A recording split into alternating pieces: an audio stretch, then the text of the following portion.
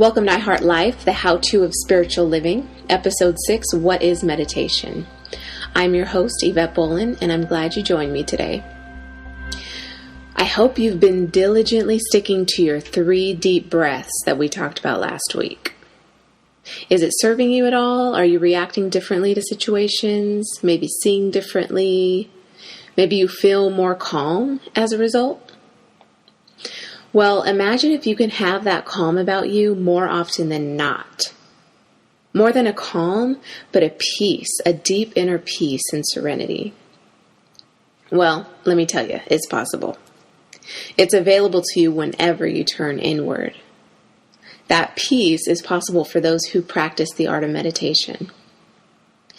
And I'm excited about today's discussion because meditation is one of my favorite things to talk about and do. But a lot of people cringe at the thought of meditation, like, what is it? What is it? Sitting around for an hour thinking about nothing? I'd fall asleep. Who has time for that? I have too much to do to set aside 15 minutes to do nothing. That's time wasted. But it isn't time wasted. It's so powerfully recharging and rejuvenating that once you experience the benefits of meditation, you'll happily make the time. Because it'll turn out to be the best few minutes you spent the entire day. Reconnecting with yourself, checking in is priceless.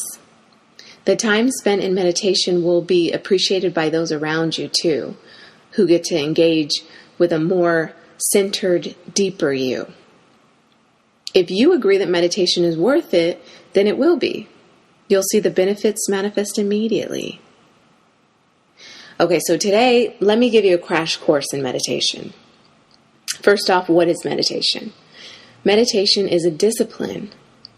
You're just disciplining your mind to relax and let go of thought as often as you can.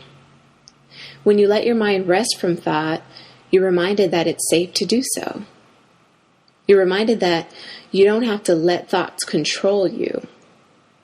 And you create the space necessary to just silently witness life, thought, people.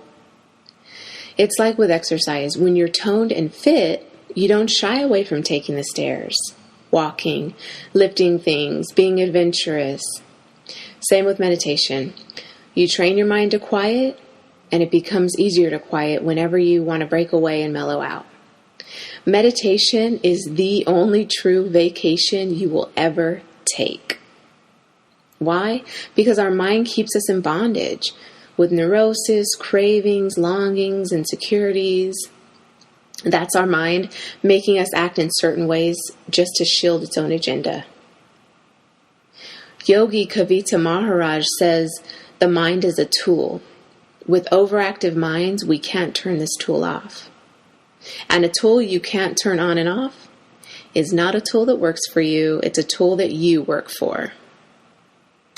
Quieting the mind strengthens your feelings, your sensory perceptions, so you sense more purely what's going on around you.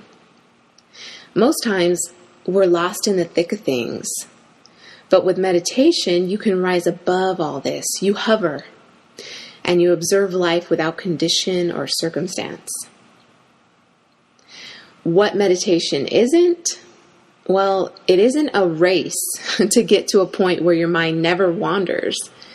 I personally don't think that's even something we as humans can accomplish. Not even a Buddhist monk.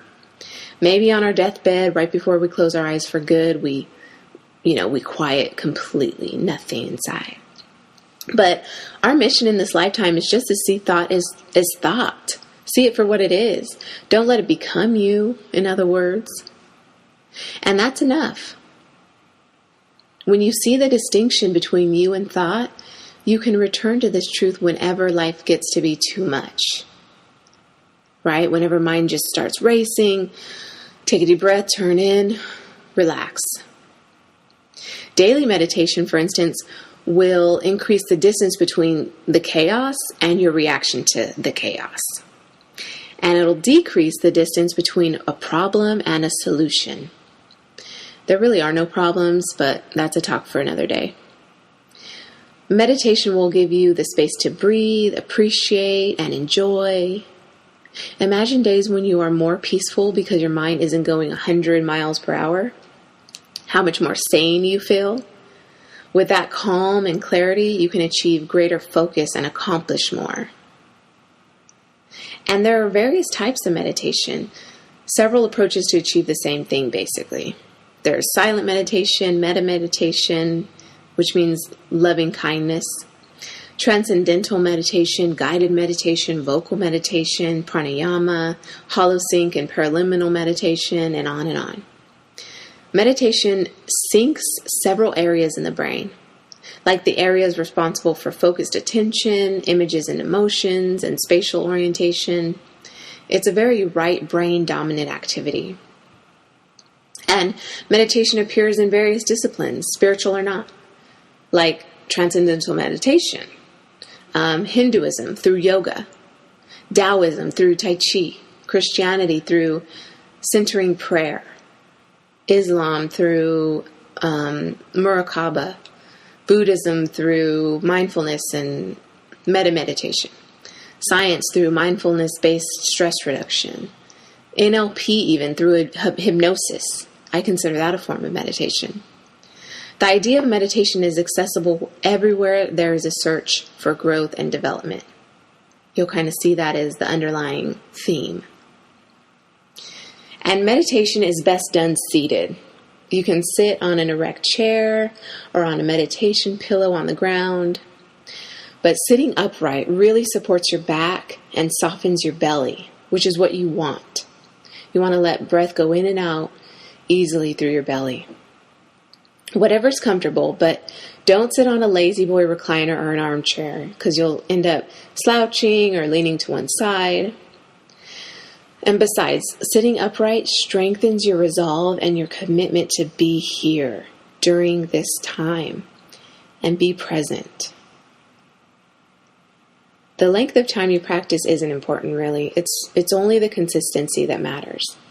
It's better to meditate 5 minutes every day than going weeks without it at all, because you can't devote 1 hour, say. I personally do 20 minutes every morning, depending on my day, and I've recently added another 20 before bed, but 20 minutes at least every day. And I try to meditate the same time every day. So morning, noon, or night, whatever is best for you, stick to that same time frame. And another thing, try not to eat 30 minutes before or after meditation. You don't want to fall into food coma. You want to be relaxed, yet conscious, awake. Okay? And with breath, focus on your breath. It's an easy, rhythmic, mental distraction. Sometimes we need to focus on something just to calm us. So you can focus on that area, the breath, wherever breath comes in and out, like the nostrils or the mouth, the throat, even focusing on the air entering and exiting. Or you can focus on the rising and the falling of the belly. You could picture all 7 chakras up and down, all the way to the crown of your head, and you can flood each point with white light as you go to each, from one to the other. Or you could repeat a phrase like Om or relax. Repeating the word Om actually is a great way to calm, because not only is it vibrationally soothing, but the sound represents the energy of the universe, and Om circulates the energy throughout our bodies. But make it easy, especially if you're just starting out. Don't overthink this. The less you have to remember, the easier it is to commit and ease into the practice.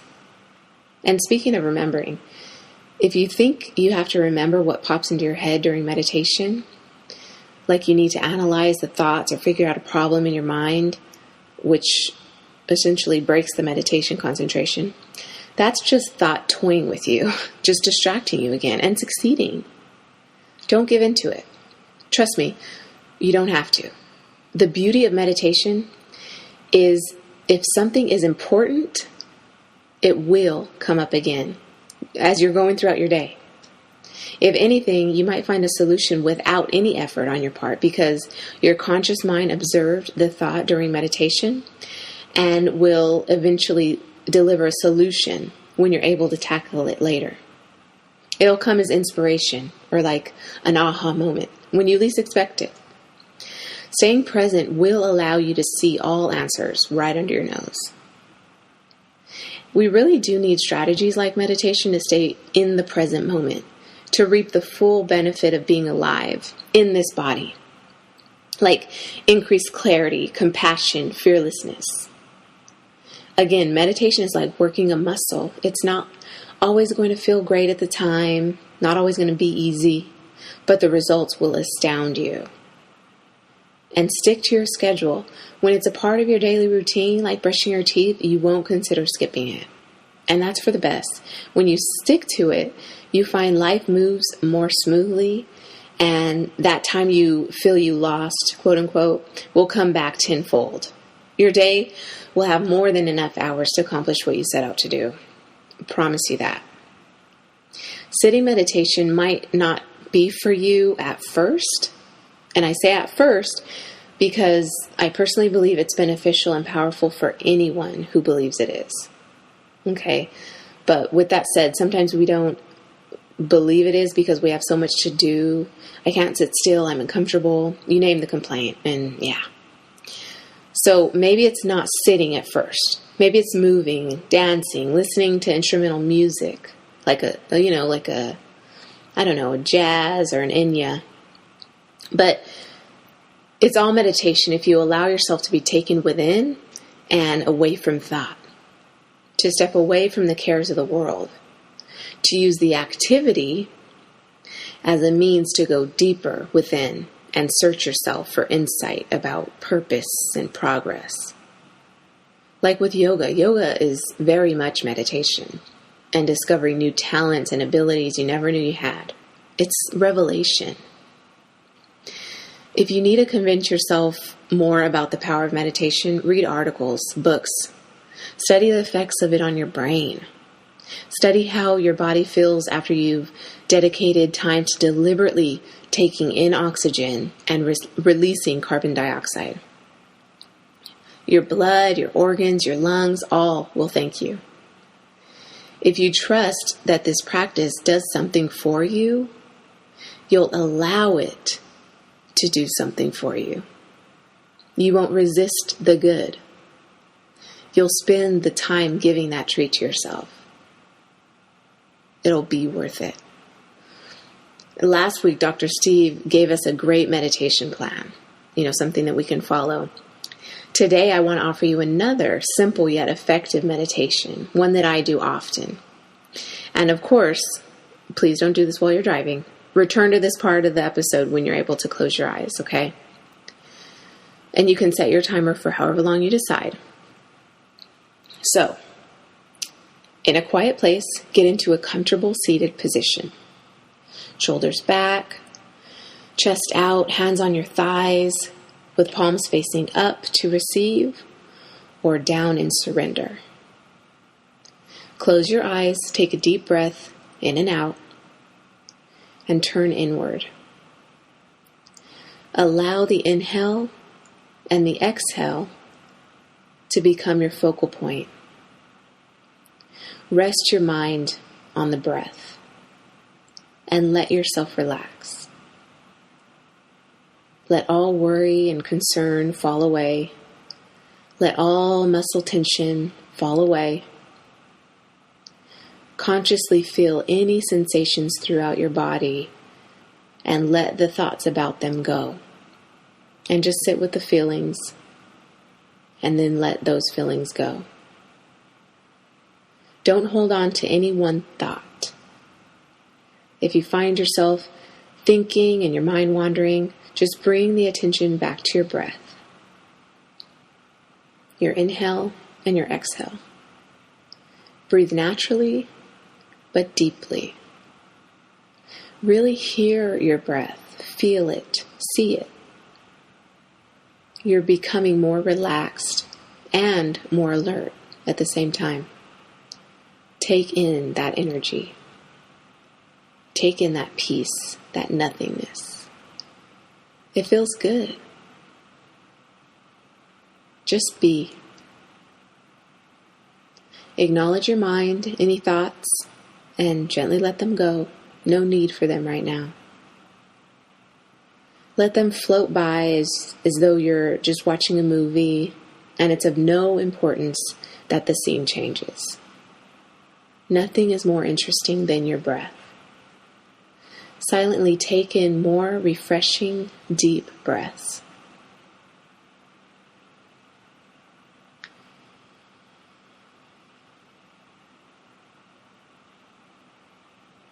Really breathe in and out through your belly, not your chest.